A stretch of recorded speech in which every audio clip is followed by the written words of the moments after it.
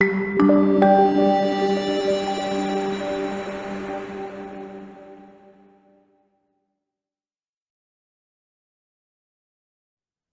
to a brand new episode of The Speaking Citizen. I am Mehru Jaffer. Today, my guest is Murtaza Ali Khan, the award winning film critic who is famous for recommending his favorite movies to viewers on television. Murtaza Ali Khan will talk to the citizen today about Heeramandi, the Diamond Bazaar, a period television series that is the latest creation from the house of Sanjay Leela Bansal. Heeramandi, the Diamond Bazaar, has been streaming on Netflix since May 1st. My first question to you, Murtaza Ali Khan, is do you recommend Heeramandi like you've recommended so many other movies to viewers? Do you also recommend Heeramandi, the Diamond Bazaar, to viewers? If yes, why? Firstly, thank you so much for having me on your show. Heeramandi, it was dropped basically by Netflix on the 1st of May, and it's been around 18, 19 days, almost 3 weeks, and it's been creating a lot of buzz. To go back to your question, I would say that the response so far has been a little divisive. There have been people who have loved, who have absolutely adored it.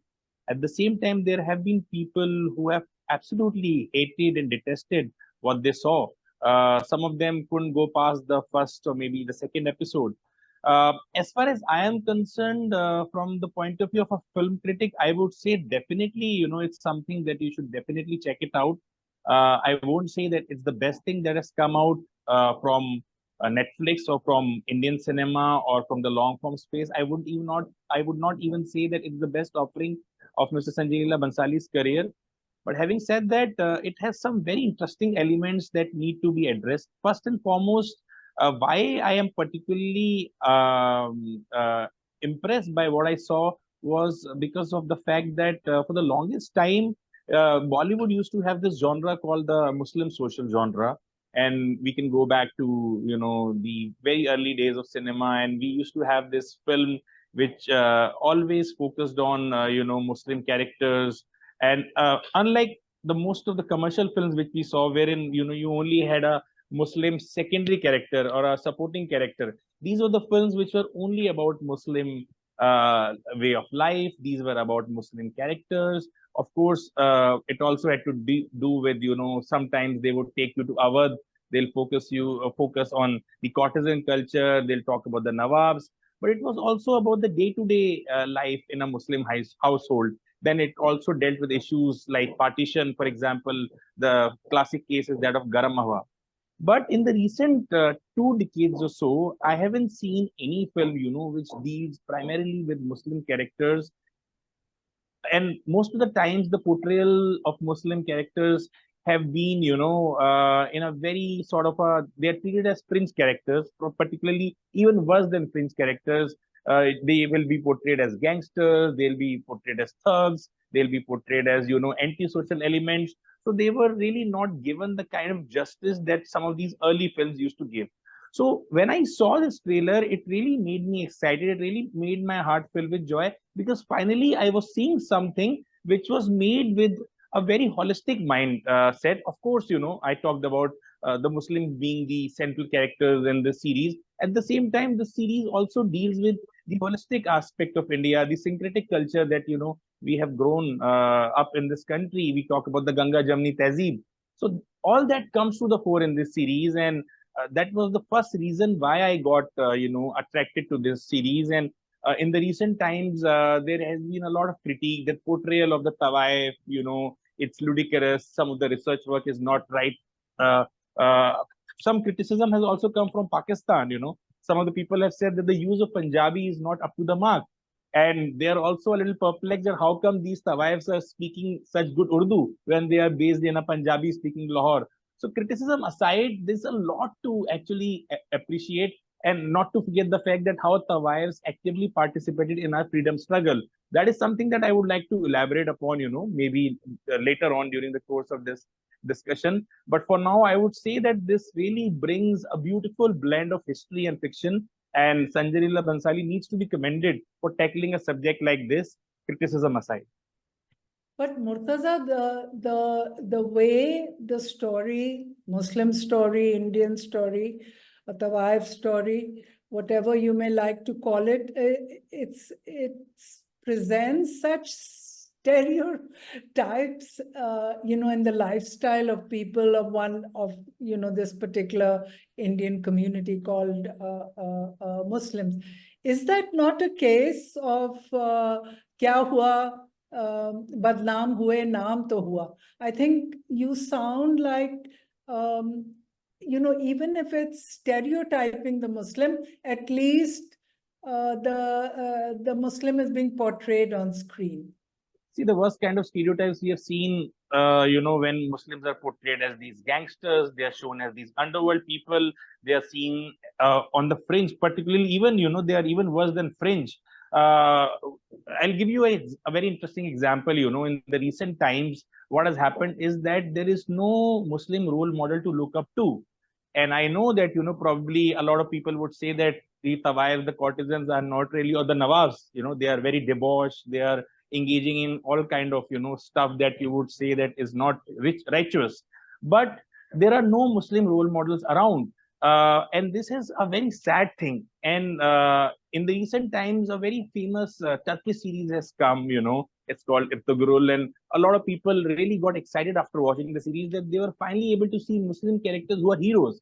When I was growing up, in the 90s or before that, I used to see these movies wherein a Pran Sahab or somebody, would play a very good supporting act in a film with Amitabh Bachchan in the lead role.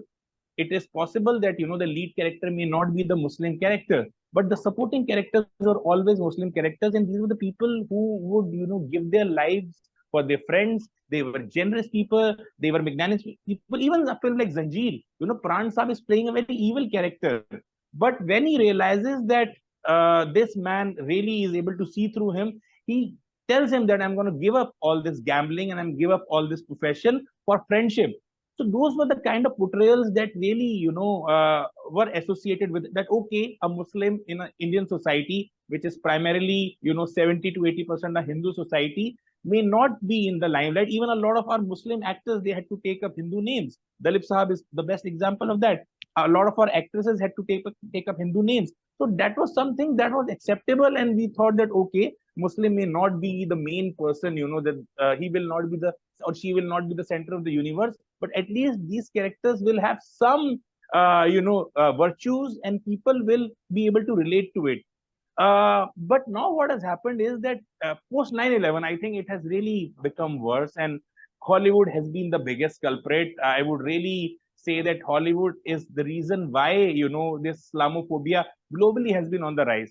I'm a student of cinema, and I really like to believe that media culture and cinema culture plays a very important role in the influence as far as the soft power is concerned. So if you are only watching content in which Muslims are either gangsters or murderers or rapists or all the bad kind of things in society, you would only associate with certain religion or certain kind of people, then it tends to have a very bad impact on the people who watch this, because they have forgotten about the virtues. There are no new role models. So at the end of the day, what do you look up to? You think that okay, Muslims are really the fringe elements of the society. They are really these criminal elements of the society. And even if you look at today's newspapers, if anything happens, if it's a Muslim perpetrator, they will highlight it in the worst possible way. And if it's somebody non-Muslim, then it would just be a news on the third or the fourth page. We have seen it in the past. We have seen it over and over again. So in that kind of environment, if somebody like a Sanjay Leela Bansali, if he comes up with a series, which okay, I see that he's trying to glamorize He's trying to give this an exotic touch that, okay, these are Muslim prostitutes. I would not use the word prostitute, these are Muslim courtesans. They were reduced to the state of a prostitute during the British era because their livelihood was taken away from them. The Nawab patronage was no longer there because Nawab were dethroned, they were sacked, they were deposed.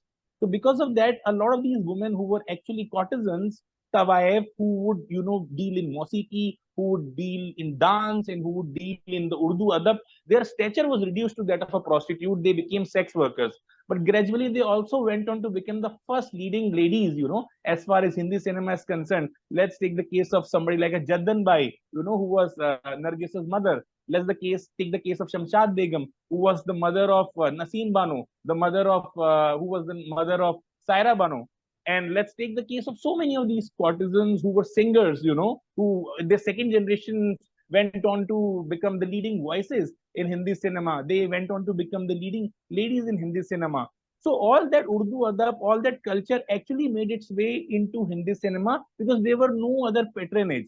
So in that way, I really appreciate, what Mr. Bhansali has done. I agree that there are stereotypes, but stereotypes have been there for the last 2 decades or so. Post 9/11, I have seen the worst. And let me tell you that even if these are stereotypes, they don't really portray the Muslim woman on the fringe. They, in fact, portray a very empowering figure in how these matriarchal figures were able to control their economics and their politics. And they were very strong-willed women. These women have agency. They're not allowing any Nawabs or any British to dictate terms to them. Yes, within the hierarchy, it is possible that a certain Malika Jan is going to command or rule over the entire milieu of the society, but that Malika Jan is actually a matriarch of that society. Like a patriarchal society has a patriarch, wherein the patriarch will dictate the term. Similarly, a Malika Jan is going to dictate her term to all these people who were, within that milieu. No, the one raises the eyebrow not over any moral issues about the Tawaif or what Malika Jan is doing in the story. The problem is presenting women as the only way they can survive is by scheming and being vile to each other, which it can be, in a kotha or in a normal home, So the objection is to presenting women in a particular way. So what we would laud, what we would really applaud is a Muslim story that goes beyond the Tawaif and the terrorist. So I don't remember, I'm trying to recall the name of the film that was directed by Pooja Bhatt. I'm forgetting the name, where she's married to an Indian policeman who ends up being a terrorist, so, and it's their story. Or Aparna Sen's Mr. and Mrs. Iyer, So that has, it doesn't have a Muslim character in the lead, because also apart from movies like Garam Hawa, even in the past, the a lot of Muslim characters have been portrayed as comedians. Most of the roles that Johnny Walker did, or as very idiotic sidekicks of the main character. So even in the past, and also in the Muslim socials, the story of what was happening in the heart of the Indian Muslim, that has seldom been captured, except perhaps Garam Hawa is the only movie I can remember at the moment. So, and the story of the Tawaif is linked to institutions like the monarchy and feudalism. Once those institutions had crumbled and were abolished, everything associated with that lifestyle also faded away. So, in times when the Indian Muslim is facing all kinds of angst, to have, these overdressed, opulent women, just trying to scratch each other's eyes out, it just seems out of place, from my point of view. But, I found your take on getting the Muslim story back on the screen. That is also a very important thing to have happened. But, we would like stories like, the problems faced by love jihadis, so-called, people engaged in a relationship which is termed love jihad. More contemporary problems that we are facing. Of course, Bansali doesn't claim. See, but what would you do when a Netflix will not commission such a thing? We are, also facing similar situations in, a country like Iran, wherein you can't show certain things directly. So they find ways of doing it, obliquely. They find indirect ways of doing it. But coming back to Heeramandi, the thing that I have not yet touched upon is the fact that uh, in the 1920s, actually, if we go back to the history during the heights of the non-cooperation movement, Gandhiji actually visited Banaras, wherein Yes. he tried to bring a lot of these courtesans under the main fold. And there are cases of, Vidyadhar Bhai, this famous courtesan who basically was impressed and influenced by Gandhiji. And Gandhiji asked them to do two, three things which would really help galvanize the freedom movement. One of the things was that Gandhiji wanted them to contribute to the Swaraj Fund, some of their earnings, One request was that if you can, then please do contribute to the Swaraj Fund. The second expectation that Gandhiji shared was that he wanted them to use some patriotic songs in their performances. That, okay, if you have a night-long performance, that try to include one or two songs which may inspire this element of Kranti or a sense of Inkalab. Third expectation from Gandhiji was that you should not use foreign goods, like participate in Swaraj or maybe use some signs of protest. You have so much of jewelry. Why don't you use some forms of protest wherein you are not using the jewelry, but it sends a very strong message? So a lot of these women also started using iron anklets just to send a very strong sense of protest. And I told you about Vidyadhar Bai. There's a case of Gohar Jan, a very famous prostitute who accepted Gandhiji's plea to raise the funds. And she said that if you come, and join me in this fundraiser that I'm doing, which is nothing but my performance, then I'll share all the money that I basically earn during this performance, and I will completely donate it to the Swaraj Fund. But Gandhiji couldn't show up that evening, so she raised the total amount of 24,000 rupees. So she decided that I'm going to share 50% of this in the Swaraj Fund. So these are actual real incidents of Tawaifs actually contributing. Gandhiji's first demand to the Tawaif was that you give up this unvirtuous profession. And when Rasulan Bai, it seems, had wanted to contribute to the Swaraj Fund, Gandhiji refused that money because he said he doesn't want to take it because Gandhiji was also going through this slow understanding, because you have to understand that these Tawaifs were mostly Muslim. I'm not saying that they were all Muslims. They must have been non-Muslim also, but a large majority. And a lot of people used to see this as this side of the society which is beneath their dignity. But during the Khilafat movement and during the non-cooperation movement, this realization was coming to them that they really have to bring everybody together if they have to fight the British. And since the Muslims were, deeply sympathetic towards what was happening to the Ottoman Empire, how the Ottoman Empire was being sacked by the British. Despite that well-meaning attitude, Gandhiji did refuse to take money from the Tawaif. But there have been a lot of documented accounts wherein he did accept it, probably later on towards the 30s and 40s, and a lot of these courtesans actually became more active, in their association. And coming back to Heeramandi, though it all starts as the scheming, plotting, between Malika Jan and between Faridan, and this is really a game of one-upmanship. But towards the middle part of the series and towards the end of the series, it slowly segues into this freedom struggle, wherein one of these courtesans, Bibojan, she actively participates in this freedom struggle. And this freedom movement is again a movement which is syncretic in nature. Today, we have been made to believe that Muslims had no say, in the freedom struggle. This series reminds us through these characters, through these courtesans, that our freedom struggle, our entire movement against the British was never, a movement that was just run by the majority. It was a syncretic movement. It was a secular movement.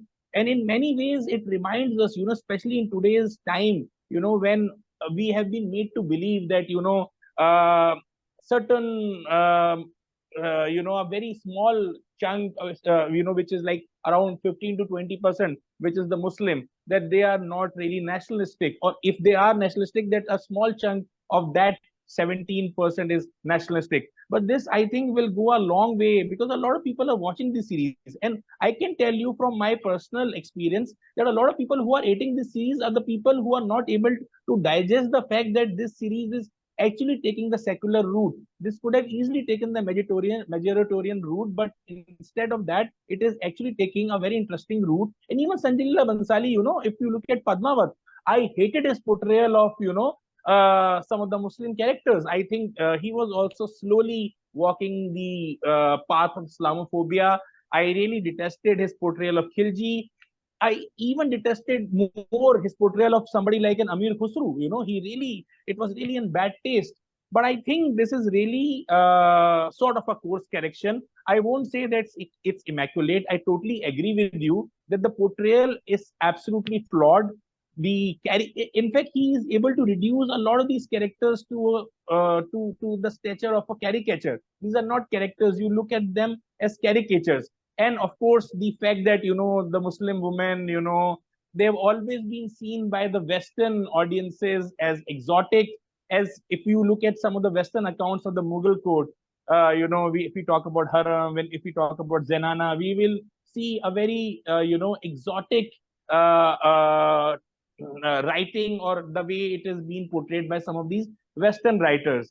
But I think that is also something that you can't compromise upon, because this series is actually not just made from the Indian point of view. This is actually a series for the Netflix, and I saw how aggressively they were promoting it in Hollywood, how aggressively they have been promoting it outside India. So the budget of 200 crores is not just for the Indian audiences.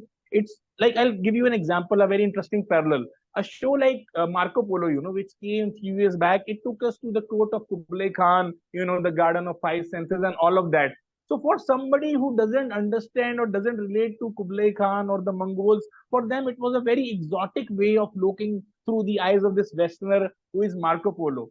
So I think this is somewhat similar, what Sanjay Leela Bansal is trying to do. This series is primarily for the Western audiences to sneak peek into this so-called exotic side of India through courtesans. And it's very easy to sell, The 200 crore budget is easily justified by doing this. But what's commendable is that even in this, he's able to bring some very interesting elements, such as, the idea of the freedom struggle, such as the idea of this courtesan Bibo Jan, being an underground, participant in the freedom struggle, how she's using her money, how she's using her agency, how she's using her influence to actually galvanize this freedom struggle that's happening in Lahore. So in many ways, it's very interesting how he has blended it all. Yes, it's all escapist, it's all very commercial, it's all full of stereotypes, but that is always the case with a lot of these films. Look at Devdas. A lot of people tell me that you just cannot compare it to Sharat Chand's Devdas, It's very, full of razzmatazz, full of glitz and glamour. So, of course, it's very far removed from the real understanding of Devdas. But at the same time, a lot of our generation, they would have never been acquainted with Devdas or Sharat Chand's literature if it wouldn't have been for Sanjay Leela Bansali's Devdas. I know so many people who watched that film with Shah Rukh Khan and Aishwarya Rai and actually went back to the original text. So sometimes cinema can play a very important role in making people acquainted with something which probably has a lot of gravitas, but that medium doesn't do justice to that gravitas. But that also opens up the gateway for them to further analyze and assess and probably develop a better understanding by actually getting into the original text. It has happened, so many times, and cinema has actually paved that way many a times. So I think there is always a positive way of looking at it as well.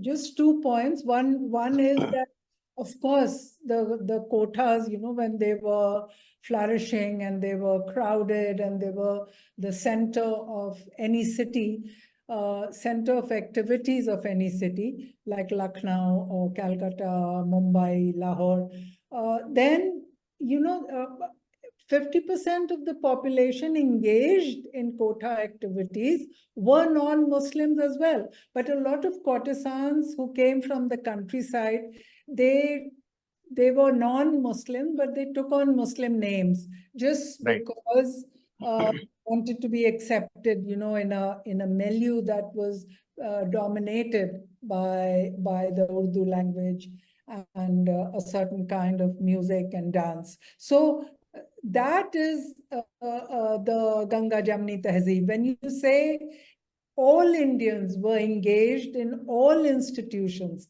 that existed at some point of our history. And I've forgotten the second point I wanted to make.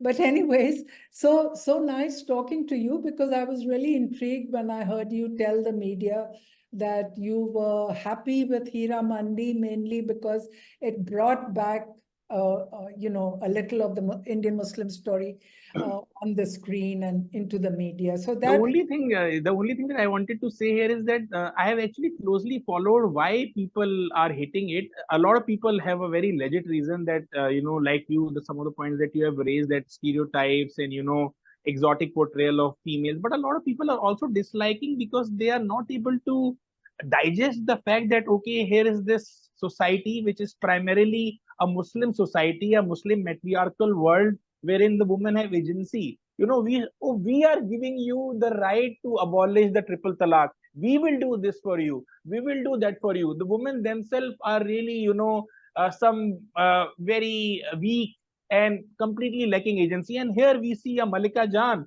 who is saying that Heera Mandi में अंग्रेजों का सिक्का नहीं चलता, मलिका जान का सिक्का चलता है. I would say that this is very empowering. I loved it.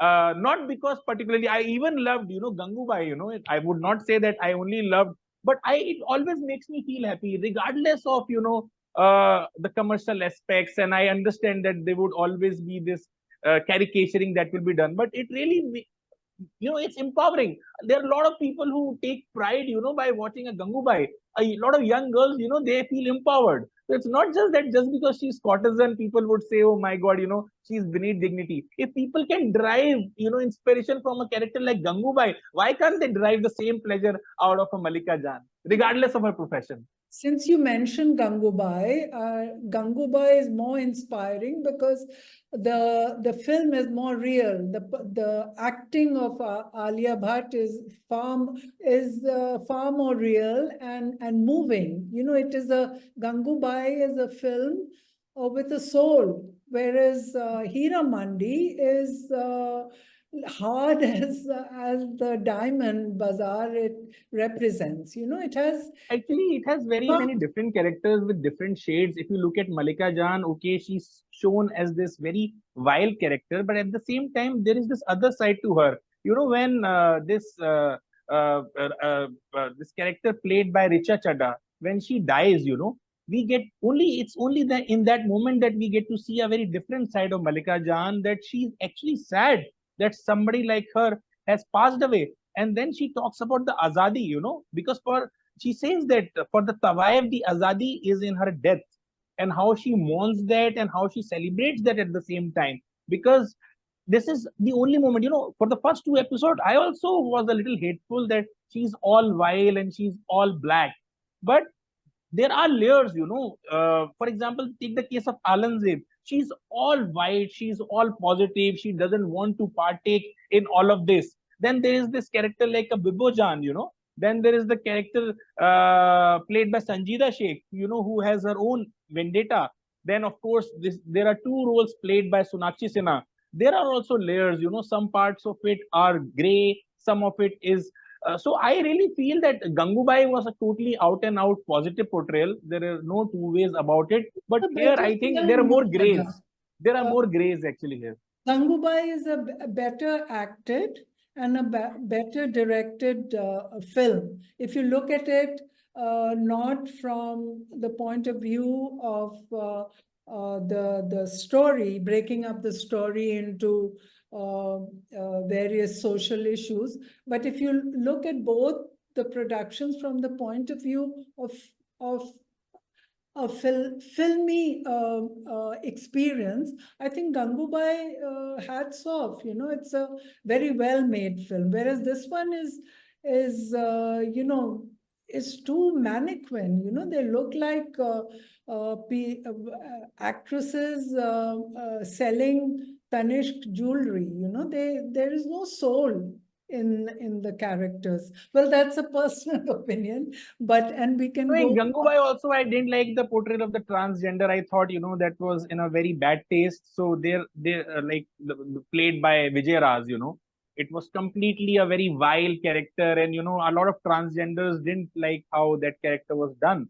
In order to make Gangubai look good, there was another character who was sacrificed. So that will always be the case. If you want to make someone look good, then you have to have some sort of an antagonistic presence just in order to balance that.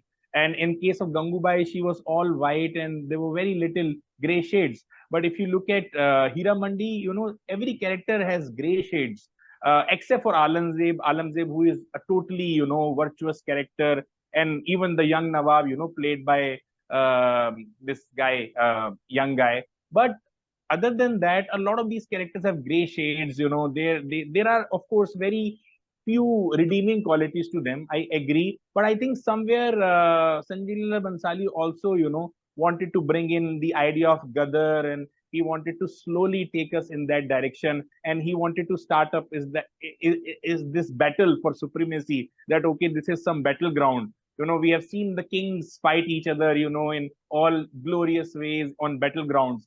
Probably he wanted to show this also as this some kind of a battleground wherein this character played by Manisha Koirala, the Malika Jan of Heeramandi, pitted against Sonakshi Sinha's character. And so in a way, I think the intentions were also different. But I feel that it's empowering, also to look at these, very early feministic figures. They may not be all virtuous like Gangubai, but I think they do have some redeeming qualities, if very few, but still there are some redeeming qualities. Wonderful. So the moral of our discussion is to wait in hope of more Yes. social stories of different communities in the country. And We need that. It's really the need of the hour. We need more of this. We just can't have one kind of narrative wherein, all Muslims are shown as gangsters, or, the pariahs of the society, the outcasts of the society. We really need more such stories wherein, Muslims are shown to be part of the mainstream rather than only fringe and all at all times. and what the Indian Muslim is about today in contemporary. Absolutely, that's very important. I think that's really the need of the hour. We need to do that more often.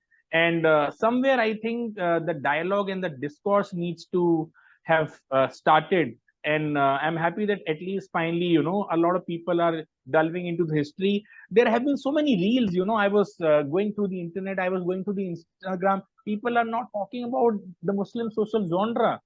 Through this, they are discovering, a lot of the old films which somewhere were forgotten. People are again, young people, 20 somethings are talking about Sahib Bibi and Gulam. They're talking about Mehboob ki Mehndi. They're talking about Garam Hawa. So at least that part is, something that has made me very excited.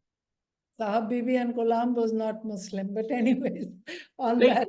they see it in terms of the name, and the people are coming up with these listicles, and people are going through those lists, and yeah, they are Chaudhry Ka Chand at least, and they are even visiting films Mere like Mehboob. Pyasa. They are visiting films like Kagaz Ke Phool. So it's all connected, in a way.